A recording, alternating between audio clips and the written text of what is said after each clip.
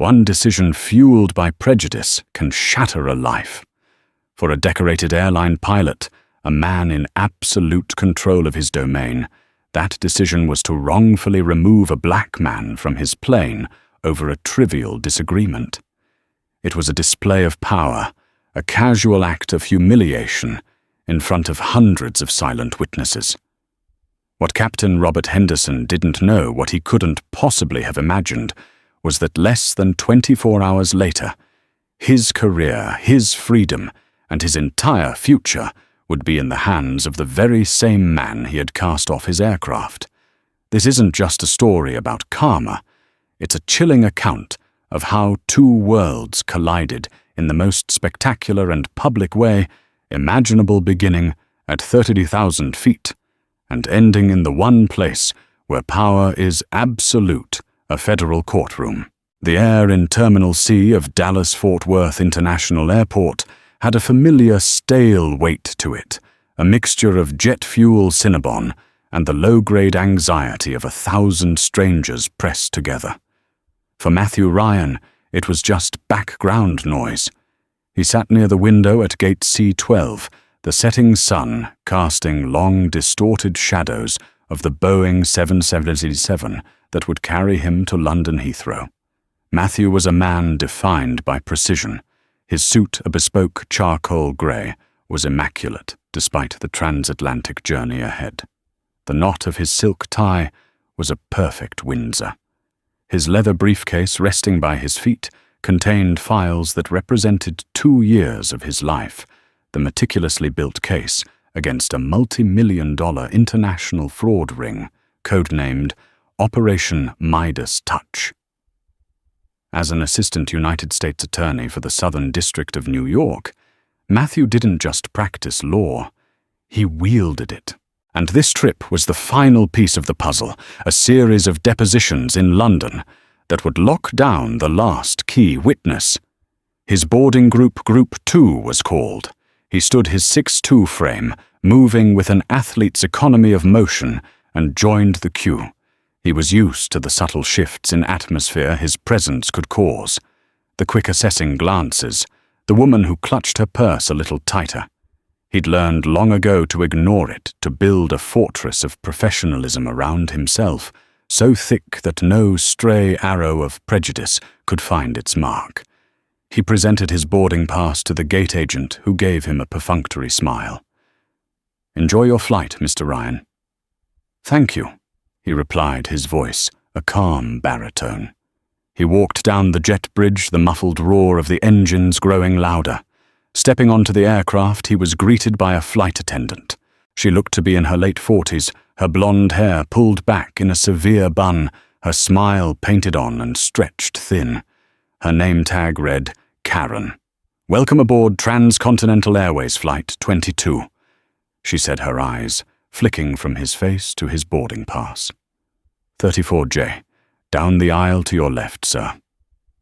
Matthew nodded and proceeded down the narrow aisle, the plane already buzzing with the controlled chaos of boarding.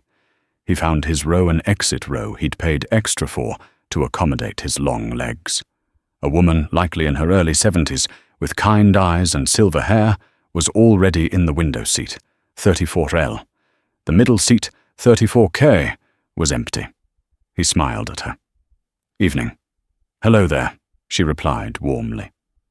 Matthew opened the overhead bin above his row. It was already completely full.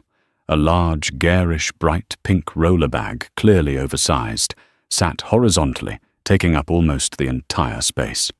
He could see a smaller black duffel bag and a laptop case that could easily fit under a seat. He gently shifted the duffel bag and the laptop case, placing them on top of the pink monstrosity to create just enough space for his own standard-sized, sleek black roller bag. It was a tight fit, but he managed to slide it in without force. As he did, the owner of the pink bag, a woman in the row ahead, turned and glared at him. "Be careful with that," she snapped. "There's fragile stuff in there." "I was very gentle," Matthew replied, evenly closing the bin. "Your bag is a little large for the compartment. I just consolidated some of the smaller items to make room." "You shouldn't be touching other people's things," she retorted, turning back around in a huff. Matthew chose not to engage further. He slid his briefcase under the seat in front of him and sat down in 34J. The elderly woman in 34L gave him a sympathetic look. "Some people think they own the entire plane," she whispered with a wink. Matthew chuckled softly. "Seems that way." He was settling in, pulling out a folder from his briefcase, when the flight attendant, Karen, arrived at his row. She had clearly been summoned by the woman with the pink bag. "Sir," Karen began, her tone immediately accusatory. "Did you just force your bag into that overhead bin?" Matthew looked up, his expression neutral. "I didn't force it?" "No. I rearranged some smaller items to make space. The bin is now securely closed." "You are not permitted to move another passenger's luggage," she said, her voice rising slightly, attracting the attention of those nearby. "That bin was full." "With respect," Matthew said, keeping his voice low and calm. "It wasn't full of regulation-sized bags. That one pink bag is taking up the space of two. I simply made a logical adjustment." "It's not your job to make logical adjustments, sir. It's your job to follow the rules," she said, her lips pursed. "You'll need to remove your bag. We can check it at the gate if there's no other space." Checking his bag was not an option. It contained sensitive privilege documents for his case. "I'm not checking this bag," he stated calmly but firmly. "It contains confidential legal materials for a federal case. It cannot leave my possession." Karen's eyes narrowed. It was as if the mention of his profession, of his authority, was a direct challenge to hers. "Everyone says their bag is important, sir. You need to remove it. Now." The elderly woman next to him chimed in. "Ma'am, he was very careful. That other bag is far too large. He barely touched it." Karen ignored her completely, her focus entirely on Matthew. "Sir, I am not going to ask you again. Either you take your bag down, or I'll have to involve the captain." Matthew held her gaze. He could feel the familiar heat of injustice rising in his chest, but he suppressed it. An emotional reaction was exactly what she wanted. It would validate her narrative of him as an aggressive, non-compliant passenger. "I understand your position," he said, the picture of professional composure. "However, my bag is stowed safely. The bin is closed, and checking it is not a possibility. Perhaps you could help me find another spot, or ask the owner of the oversized pink bag to place it under her seat if it fits." This suggestion of an alternative solution seemed to enrage her further. It was a rejection of her authority. "So you're refusing to comply with a crew member's instructions?" she asked, her voice dripping with artificial gravity. "I am refusing to check a bag containing sensitive federal documents," he corrected her. "I am more than willing to find a reasonable solution with you." "I'll be right back," she said, her voice tight with anger. She spun on her heel and marched toward the cockpit. The cabin, which had been a low hum of chatter, was now dotted with hushed whispers. Phones were subtly being raised, small red lights, indicating that this little drama was now being recorded for posterity. Matthew took a slow, deep breath, closed his eyes for a second, and thought of the files in his briefcase. He had to get to London. He just had to weather this ridiculous storm of ego and prejudice. He had no idea the hurricane was just now forming. 5 minutes later, Karen returned. She wasn't alone. Striding behind her was Captain Robert Henderson. He was a man who wore his authority like a second skin. In his mid-50s, with a steroidal build, a crisp white pilot's uniform, and a jaw that looked like it was permanently clenched, he radiated an aura of absolute command. He was the master of this metal tube, and his expression made it clear he suffered no fools. He stopped in the aisle, his broad shoulders blocking the way, and stared down at Matthew. He didn't ask what happened. He didn't look for context. He looked at Matthew as if he were a mechanical issue, a malfunctioning part that needed to be fixed or removed. "Sir," Captain Henderson began, his voice a low growl that cut through the cabin's silence. "My flight attendant tells me you're refusing to follow a direct instruction regarding your baggage." Matthew met his gaze, unblinking. "Captain, I believe there's been a misunderstanding.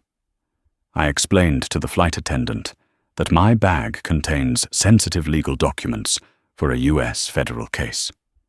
I cannot check it. I simply suggested we find an alternative space for it." Henderson's eyes swept over Matthew's expensive suit, his calm demeanor, and seemed to register them not as signs of a professional, but as an arrogant challenge.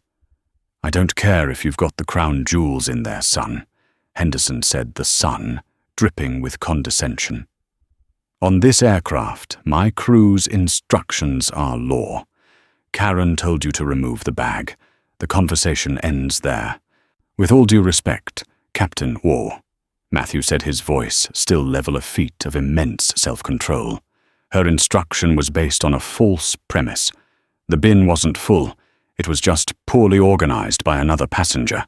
The issue is solved. My bag is stowed safely." "The issue is solved when I say it's solved," Henderson shot back, his voice getting louder. People were now openly filming. "You people always have to have the last word, don't you? You think the rules don't apply to you." "You people." The words hung in the air, thick and toxic. It was the quiet part said out loud. The mask of professionalism had slipped, revealing the ugly prejudice beneath. Matthew felt a cold fury settle in his stomach, but his face remained a placid mask. "Captain, are you suggesting my race has something to do with this?" Matthew asked, his question sharp and precise, a lawyer's scalpel. Henderson's face flushed a blotchy red. He'd been called out, and it infuriated him. "I'm suggesting your attitude is a problem. You're being disruptive and non-compliant. This is a safety issue. Now, for the last time, get your bag out of that bin." "And do what with it, Captain?" Matthew pressed. "Where should I put it?" Henderson was cornered by logic, so he defaulted to pure power. "That's not my problem. My problem is you, and I'm solving it. Get your things. You're off this flight." A collective gasp went through the nearby rows. The elderly woman next to him exclaimed, "That's outrageous. He did nothing wrong." Captain Henderson shot her a look that could curdle milk. "Ma'am, I suggest you stay out of official airline business." He turned back to Matthew. "Let's go. Now. Or do I need to have the authorities drag you out of here?" Matthew looked at the smug, triumphant face of Karen, the flight attendant. He looked at the unyielding, angry face of Captain Henderson. He saw the mix of fear, pity, and uncomfortable silence on the faces of the other passengers. He knew he could argue. He could cite federal aviation regulations. He could stage a protest. But he also knew how that would end. The news stories would be about an unruly black passenger, not an abusive flight crew. It would be a messy public spectacle that could jeopardize the perception of his office and his case. He made a calculated decision. He would lose this battle to win the war. Slowly, deliberately, Matthew stood up. He reached into the overhead bin, removed his roller bag, and then retrieved his briefcase from under the seat. He didn't say a word. The silence was his only protest. His dignity was his only weapon. As he turned to walk down the aisle, he paused and looked directly at Captain Henderson. He didn't glare. He simply looked at him, his eyes clear and analytical, as if he were memorizing every detail of the man's face for a future lineup. "You're making a mistake, Captain," Matthew said, his voice quiet, but carrying the weight of a premonition. Henderson just scoffed. "The only mistake was letting you on this plane in the first place. Now get off my aircraft." Matthew walked the long, humiliating path back up the aisle, the stares of 100 passengers burning into his back. As he stepped off the jet bridge and back into the terminal, the gate agent was already on the phone, avoiding his eyes. The door to the plane hissed shut behind him, a final definitive sound of ejection. He was alone, stranded in Dallas, with the most important case of his career hanging in the balance, all because of a pink suitcase and the color of his skin. The Transcontinental Airways customer service desk was an island of beige despair. Matthew stood in line for 45 minutes, listening to a litany of complaints about lost bags and missed connections, his own predicament feeling both more absurd and more profound. When he finally reached the agent, a tired-looking man named Jim, the story had already been logged. "Ah, Mr. Ryan," Jim said, typing at his keyboard. "I see here you were deplaned for, non-compliance with crew member instructions." He read the phrase as if it were a foreign language. "That's an inaccurate and incomplete summary of events," Matthew said, his voice flat. "I was removed by a pilot who escalated a minor baggage issue into a confrontation." "Well, the captain's report is what we go by, sir," Jim said apologetically. "He has final authority. It says here your ticket has been forfeited. No refund." Matthew felt the fury which he had so carefully contained on the plane begin to boil. "So let me get this straight. Your airline allows its captain to eject a full-fare, paying business-class passenger based on a whim, keeps my money, and offers no alternative transport. I can try to get you on the next flight to London, sir, but it's not until tomorrow evening, and you'd have to purchase a new ticket." "A new ticket for a flight I was kicked off of for no legitimate reason." "I'm sorry, sir," Jim said, helpless. "My hands are tied. It's policy." Matthew knew that arguing with Jim was like shouting at the rain. This man wasn't the problem. He was just a low-level cog in a massive, indifferent machine. He needed to think. The depositions in London were scheduled for the day after tomorrow. If he took the flight tomorrow evening, he would miss the first, most critical one. His entire case timeline would be thrown into chaos. He pulled out his phone and made 2 calls. The first was to a 24-hour travel agency that served corporate and government clients. He explained the situation, and within 15 minutes they had worked a miracle. They found him the last seat on a British Airways flight, leaving from a different terminal in 3 hours. It cost an astronomical amount, but it would get him to London in time. He paid for it without hesitation. The second call was to his boss, the U.S. Attorney for the Southern District of New York, an old-school legal titan named Daniel Davies. "Matthew, I thought you'd be over the Atlantic by now," Davies said, his voice gravelly. Matthew quickly explained what had happened, stripping the story of emotion and presenting it as a sequence of facts. The overhead bin, the flight attendant, the captain's words, including the "you people" comment, and his subsequent removal. There was a long silence on the other end of the line. When Davies finally spoke, his voice was cold steel. "Give me their names, the flight attendant and the pilot." "Karen Miller." The pilot was Captain Robert Henderson. "Henderson," Davies repeated slowly. "Good. Matthew, you did the right thing. You didn't give them the satisfaction of a fight on their turf. You maintained your composure. I'm proud of you. Now get to London, do your job, and win this case.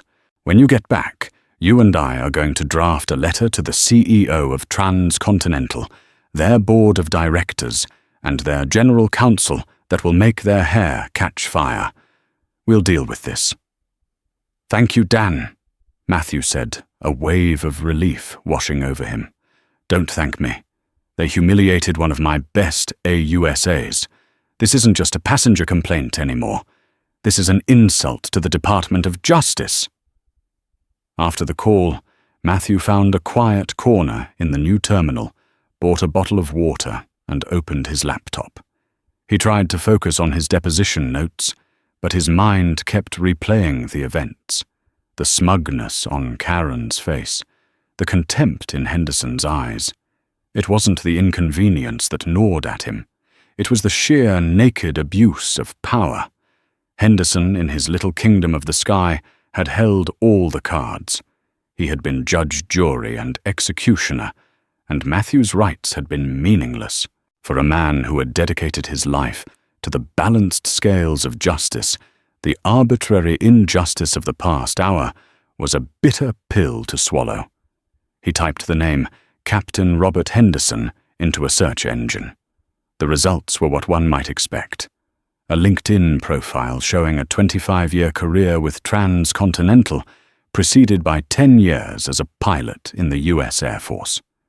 Photos of him smiling with his family, a local news article from a few years back praising him for safely landing a plane after an engine fire. On the surface, he was a model citizen, an American hero. But Matthew knew better. He had seen the man behind the uniform, a man whose heroism didn't extend to basic human decency, a man whose authority was a shield for his prejudice. He closed the laptop. Davies was right. The focus now had to be London. He would deal with Henderson and Transcontinental later. He would file a complaint. He would make sure there was a record of this abuse. He would demand accountability. As he finally boarded the British Airways flight, the contrast was stark. The flight attendant greeted him with a genuine smile. The overhead bin space was ample. The atmosphere was calm. It was just a normal flight. But for Matthew, the journey was forever changed. He felt a new, colder resolve solidifying within him. Justice wasn't an abstract concept. It was a practice, and he was very, very good at his practice. London was a whirlwind of fog-black cabs and legalese. Matthew dove into his work with a ferocious intensity, channeling all the frustration and anger from the flight into his depositions. He was flawless. He cornered the witness, a nervous former accountant for the Shell Corporation, at the heart of the Midas touch fraud scheme, with a series of questions so precise and relentless that the man had no choice but to lay out the entire money laundering operation. He secured the testimony he needed, a devastating blow to the defense. The trip was a resounding success. By the time he was on the flight back to New York 2 days later, the incident on the transcontinental flight felt like a distant, surreal memory. His formal complaint, co-signed by U.S. Attorney Daniel Davies, had been filed. The airline had sent a sterile, automated reply, promising an internal investigation. Matthew expected nothing more. He landed at JFK late Monday afternoon, exhausted, but triumphant. Tuesday morning he was back in his office, in the stately Thurgood Marshall United States Courthouse in Lower Manhattan. The air crackled with the energy of a major victory. His colleague, a sharp, perpetually caffeinated AUSA named Sarah Jenkins, greeted him with a high five. "Heard you slayed the dragon in London," she said, handing him a thick blue folder. "Welcome back. No rest for the wicked. We finally got him." "Got who?" Matthew asked, loosening his tie as he sank into his office chair. "The courier." Sarah said, her eyes alight with excitement. The Midas touch courier. The FBI picked him up late last night, trying to board a flight to the Cayman Islands at Newark. Used one of his known aliases, but got sloppy with the fake passport. He's our final link, the guy who physically moves the untraceable hard drives and bearer bonds between the US and the offshore banks. This was huge. The courier was the ghost in their machine, the one player they had never been able to identify, the crucial logistical cog in the entire criminal enterprise. "What's his real name?" Matthew asked, flipping open the folder. "Get this," Sarah said, leaning against his doorframe. "He's not some shadowy, underworld figure. He's an airline pilot. For transcontinental of all the ironies. Been using his international routes as a cover for years. The perfect mule hiding in plain sight. A cold, strange feeling, a prickle of impossible coincidence began to crawl up Matthew's spine. He looked down at the top sheet in the folder. It was the arrest report from the Port Authority Police Department. And under the field labelled Name, he saw it. 2 words that made the air leave his lungs. Henderson Robert. Matthew stared at the name, his mind refusing to process it. It had to be a different Robert Henderson. A common name. It was impossible. He flipped to the next page, his heart now hammering against his ribs. It was a copy of the suspect's driver's license. The photo was grainy, a typical DMV portrait, taken under harsh, fluorescent lights. But there was no mistaking it. It was the same clenched jaw, the same arrogant, dismissive eyes, the same man who had looked down at him in the aisle of that Boeing 777 and sneered, "Get off my aircraft." Captain Robert Henderson, the pilot who had kicked him off a plane for being black, was the linchpin of the biggest case of his career. Matthew felt a dizzying wave of vertigo. The universe, it seemed, had a sense of humor, darker and more intricate than he could ever have imagined. He leaned back in his chair, the file feeling impossibly heavy in his hands. Sarah noticed his expression. "Matthew, you okay? You look like you've seen a ghost."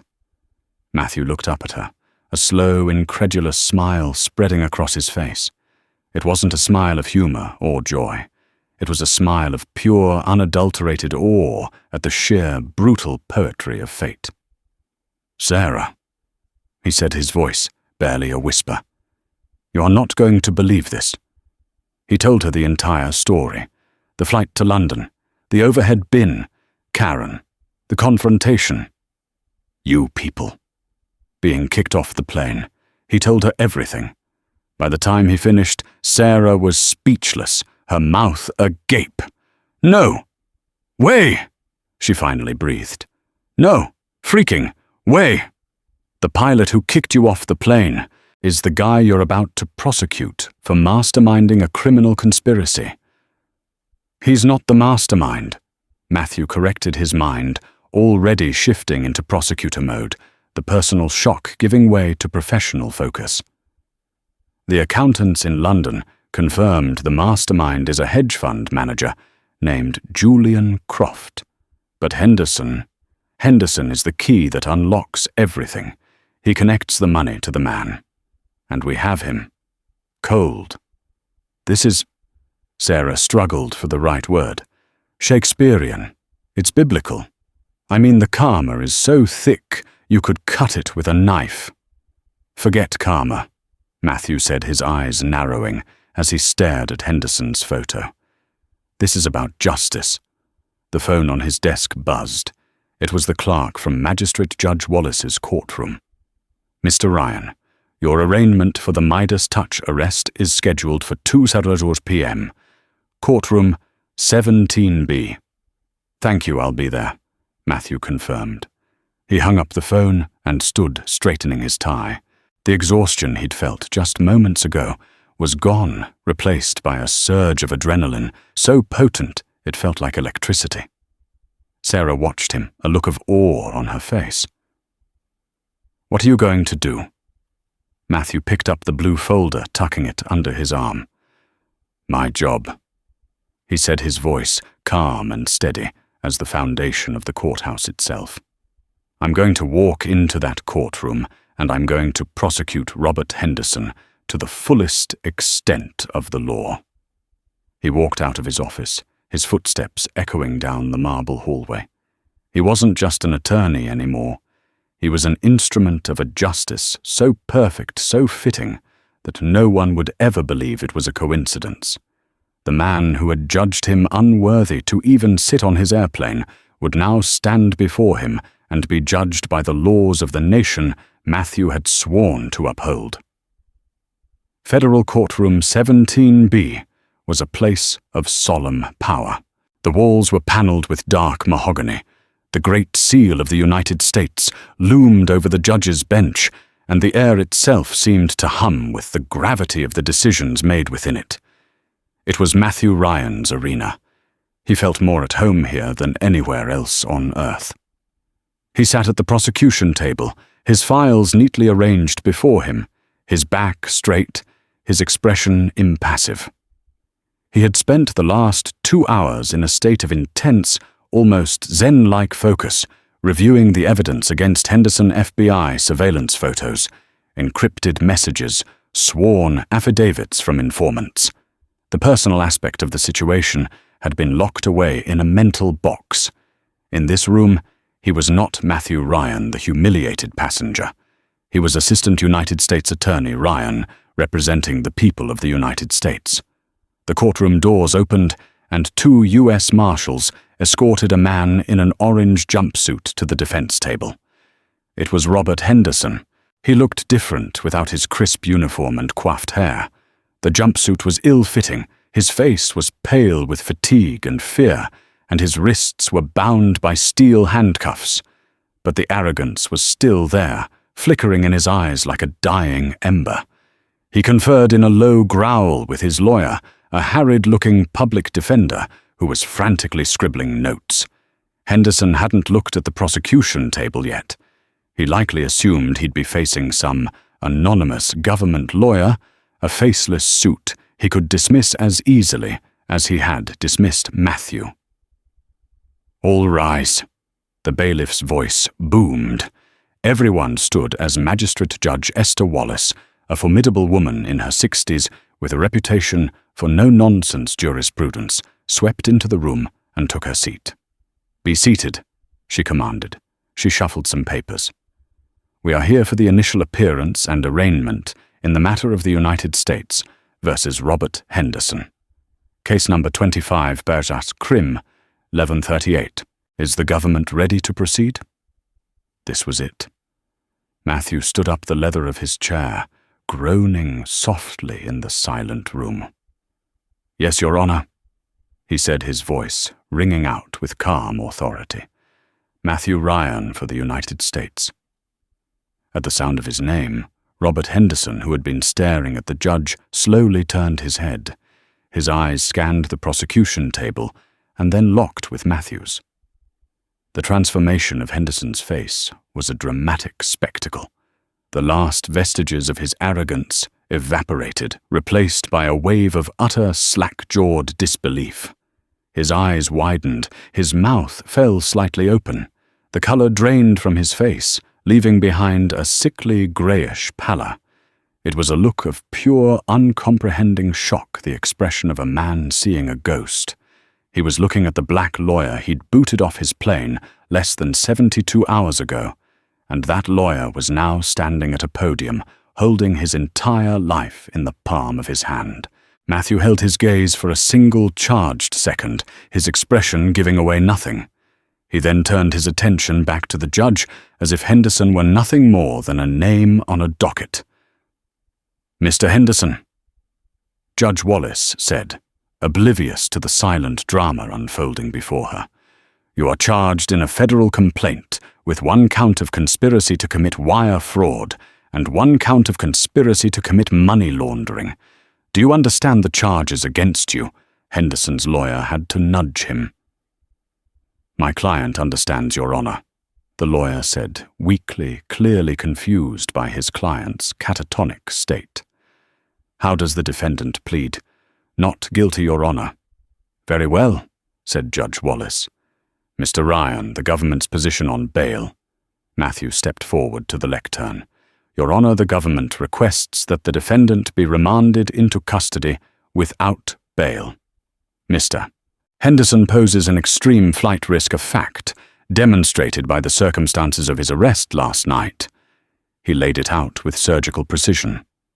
"Mr. Henderson was apprehended at Newark Liberty International Airport, attempting to board a non-extradition flight to the Cayman Islands. He was traveling under a false name, using a high-quality forged passport, and was carrying over $50,000 in undeclared cash, multiple burner phones, and a ledger of offshore accounts." As Matthew spoke, Henderson continued to stare at him, a dawning horror replacing the shock. This wasn't a nightmare. This was real. Furthermore, Your Honor. Matthew continued, his voice steady and damning. The defendant's role as the courier in this criminal organization known as Operation Midas Touch makes him uniquely positioned to flee. For years, he has exploited his position as a trusted international airline pilot for transcontinental airways to smuggle sensitive financial materials and illicit proceeds across borders. He has the knowledge, the means, and the international contacts to disappear without a trace. Henderson's lawyer stood to object. Your Honor, my client is a decorated Air Force veteran, a 25-year pilot with an exemplary record. He has deep ties to the community. He's not a flight risk. Matthew didn't even turn to face him. He addressed the judge directly. With all due respect, the defendant's exemplary record was the very cover he used to perpetrate these crimes. He is not the man his service record suggests. He is a key operative in a fraud scheme that has stolen upwards of $50 million from retirees and small investors. His ties to the community did not prevent him from attempting to flee the country less than 24 hours ago. Judge Wallace looked at Henderson, her gaze stern. Henderson, finally breaking his stare from Matthew, looked at the judge, his face a mask of desperation. He looked like a man who had just realized he was in a locked room with a lion. Mr. Henderson has already shown his contempt for the rule of law, Matthew said, delivering the final crushing blow. And his capacity for deception is well documented. To grant him bail would not just be a risk, it would be a guarantee that he would never be seen in this courtroom again. The government asks for remand. Judge Wallace peered over her glasses, first at the terrified defendant, then at the composed prosecutor. She looked at the FBI report in front of her. The evidence was overwhelming. The government's argument is persuasive, she declared, her voice final. Given the clear evidence of the defendant's attempt to flee the jurisdiction, bail is denied. Mr. Henderson will be remanded to the custody of the U.S. Marshals Service pending trial. The sharp rap of her gavel echoed through the courtroom like a gunshot. We are adjourned. The marshals moved in, pulling a stunned and trembling Robert Henderson to his feet. As they led him away, his head swiveled back for one last desperate look at Matthew. His eyes were no longer arrogant or angry. They were pleading. It was the look of a man whose world had been utterly and completely shattered, begging the very person he had wronged for a mercy he knew he didn't deserve. Matthew met his gaze for a final time, his face a perfect, unreadable mask of professional detachment. He then turned, gathered his files, and walked out of the courtroom without a backward glance. The scales of justice, he thought, had a funny way of balancing themselves. The Metropolitan Detention Center in Brooklyn is a world away from the captain's seat of a Boeing 777. The air is thick with the smell of disinfectant and despair. The sounds are not the gentle hum of engines and the polite chime for the seatbelt sign, but the clang of steel doors and the distant echoing shouts of inmates. For Robert Bob Henderson, the transition was a psychic shock he couldn't process.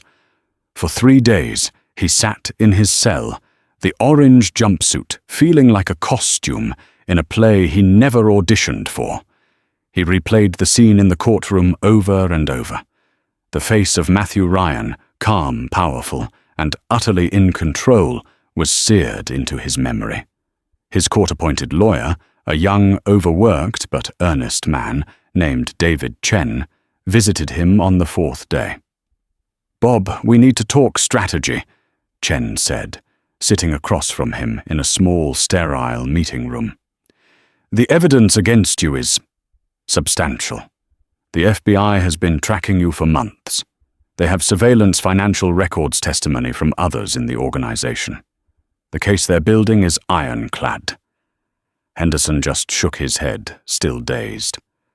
"The prosecutor." "That guy." "I know him," Chen sighed. "I gathered that from your reaction in court. Who is he?" Henderson explained the incident on the plane, his voice a low mumble of disbelief. He framed it as he saw it, a disruptive passenger, a challenge to his authority, a standard procedure. "He was being an ass trying to tell us how to do our jobs, so I kicked him off. It was my right, my call to make." David Chen listened patiently, his expression growing more and more concerned.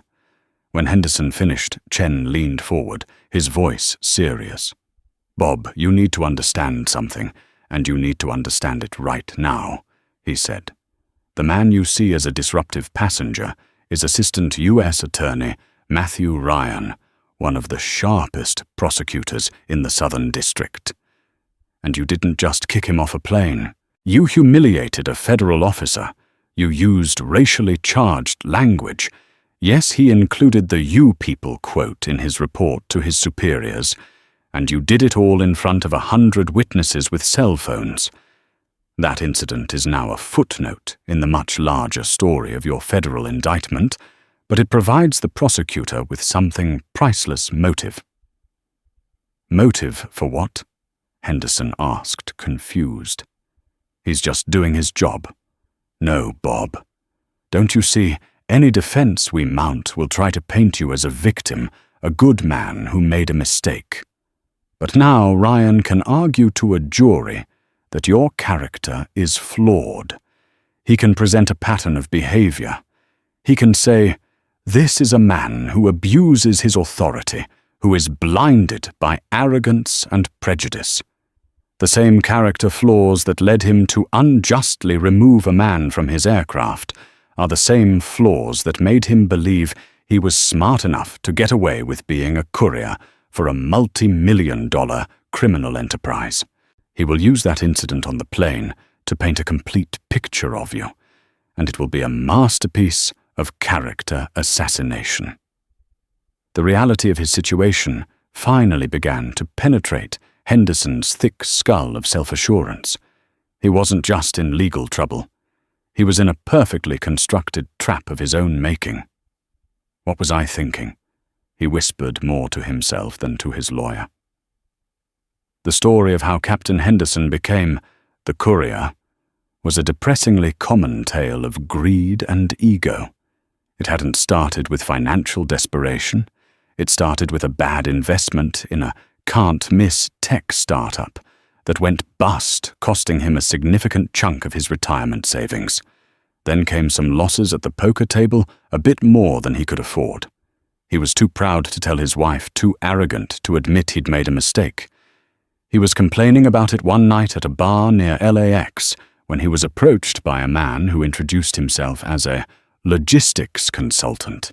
The man, an associate of the Midas Touch mastermind Julian Croft, had done his homework. He knew Henderson flew international routes, had a clean record, and was feeling a financial pinch. The offer was simple: carry a small encrypted hard drive, or a package of documents in your flight bag on your trips to London or Geneva. No risk. You bypass all standard security as flight crew. A quick drop-off in a hotel lobby. $50,000 a trip. Tax-free. Henderson convinced of his own superiority, and intelligence saw it as an easy solution. He was a pilot, a god in the sky. He was above the petty rules that governed other men. He told himself it was just a bit of corporate espionage, nothing truly harmful. For 2 years it worked perfectly. The money rolled in, his debts were paid, and he built a comfortable nest egg. The arrogance that fueled his decision grew with every successful trip. He was untouchable. It was the same arrogance that made him unable to de-escalate the situation with Matthew Ryan. In his mind, Matthew, with his calm demeanor and quiet insistence on logic, represented a challenge to his absolute authority. His prejudice provided a simple, ugly lens through which to view that challenge. He wasn't dealing with a respected professional. In his eyes, he was dealing with an uppity black man who didn't know his place. And in Captain Henderson's kingdom, such challenges had to be crushed swiftly and decisively. There might be a way to mitigate the damage, Chen said, pulling Henderson from his reverie. Cooperation. You give them Julian Croft and the rest of the network. You testify for the government. Ryan might recommend a reduced sentence. It's your only play. Testify against them. Henderson scoffed, a flash of his old self returning. They'll kill me. They'll kill you in prison too, Bob, Chen said grimly. A 10 to 15-year sentence in federal prison for a man like you. That's a life sentence. You have a choice. You can be a proud, silent man who dies in a cell, or you can be a man who admits he made a terrible mistake and tries to salvage what's left of his life. The choice is yours. But I'll tell you this, Matthew Ryan is not going to lose this case. Henderson put his head in his hands, the cold reality of the steel table pressing against his forehead. He thought of his wife, his 2 college-aged kids. He thought of the life he had built, the respect he had commanded, all of it dissolving like sugar in water. And he thought of Matthew Ryan. He had held that man's fate in his hands for 15 minutes on a grounded airplane. Now Ryan held the rest of his life in his. It wasn't karma. It was a perfect, brutal symmetry, an equation he had written himself, and whose answer was his own destruction. The deal was struck in a conference room that felt more like a bunker deep within the U.S. courthouse. On one side of the long table sat Robert Henderson and his lawyer David Chen. On the other sat Matthew Ryan, Sarah Jenkins, and 2 grim-faced FBI agents. Henderson looked like a broken man. The weeks in detention had stripped him of his pilot swagger, leaving behind a hollowed-out shell of fear and regret. He agreed to everything. He would provide a full confession detailing every trip he made as the courier. He would explain the methods of communication, the drop-off points, and the names of every contact he'd ever met. Most importantly, he would testify in open court against the scheme's architect, Julian Croft. In exchange, Matthew, on behalf of the government, agreed to recommend a sentence at the lower end of the federal guidelines, a still substantial 5 years in a minimum security facility, a far cry from the 15 he was facing. Matthew conducted the profession himself. His questioning was relentless, professional, and devoid of any personal animosity. He treated Henderson not as a personal antagonist, but as a source of information, a key to a larger puzzle. He never once mentioned the flight from Dallas. He didn't have to. The fact of it hung in the air between them, an unspoken testament to the strange path that had led them to this room. Henderson's testimony, combined with the evidence from London, was devastating. Julian Croft and his entire network were rounded up within a week. The Midas Touch operation was completely dismantled. It was a massive victory for the U.S. Attorney's Office, and Matthew Ryan was the celebrated hero of the hour. His picture was in the papers, his name mentioned on the evening news. 3 months later, Robert Henderson stood before Judge Wallace for his sentencing. The courtroom was quiet. Henderson, in a borrowed suit that hung loosely on his diminished frame, read a prepared statement. His voice cracked as he apologized to his family and to the court. He apologized for his greed and his arrogance. Then he went off script. He turned his eyes, finding Matthew Ryan at the prosecution table. And I need to apologize to Mr. Ryan, he said, his voice thick with emotion. I was wrong. On that airplane, I was wrong. I judged a man based on nothing, and I abused my authority to humiliate him. I didn't see a respected lawyer, a public servant. I saw something else, something my own ignorance and prejudice put there.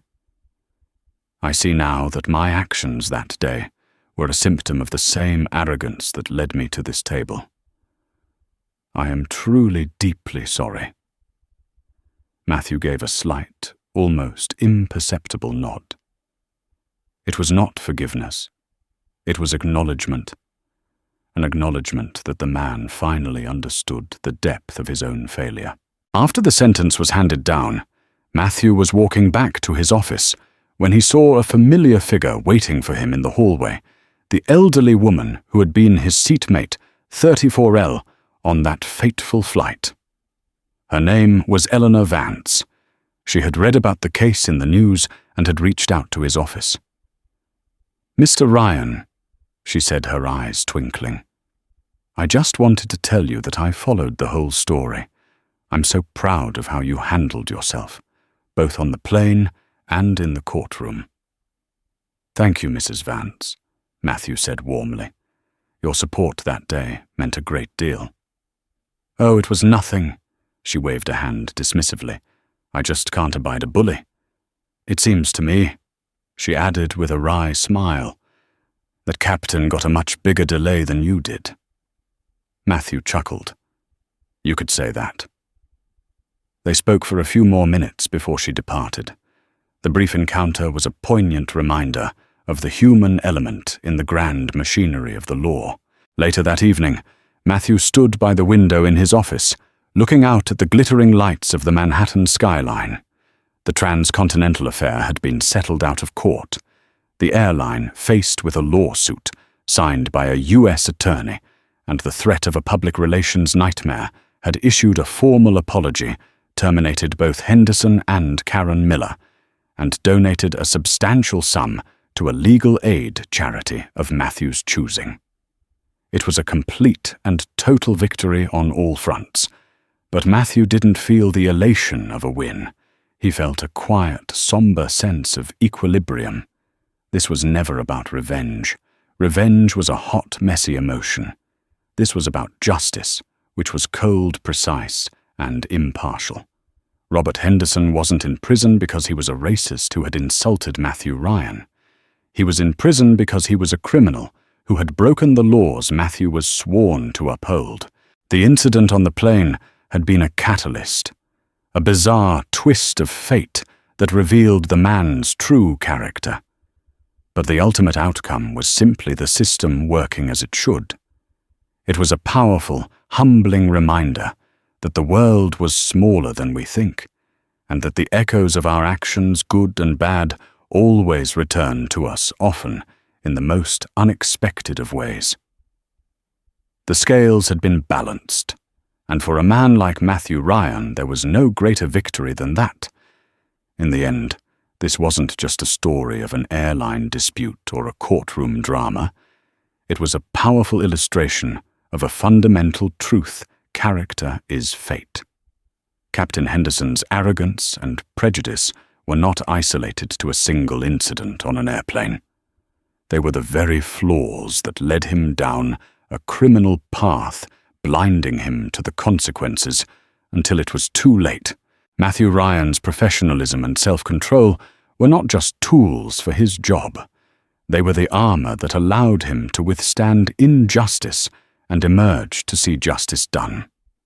Their story is a chilling reminder that our actions, especially those taken when we believe we hold all the power, create ripples that can come back as tidal waves. The universe has a strange and often brutal way of balancing its books. If this incredible story of justice and consequence resonated with you, please hit that like button to help us share it with more people. Don't forget to subscribe to our channel and ring the notification bell, so you never miss another true life drama. And we want to hear from you. Drop a comment below about a time you witnessed karma or poetic justice in action. We read every single one. Thanks for listening.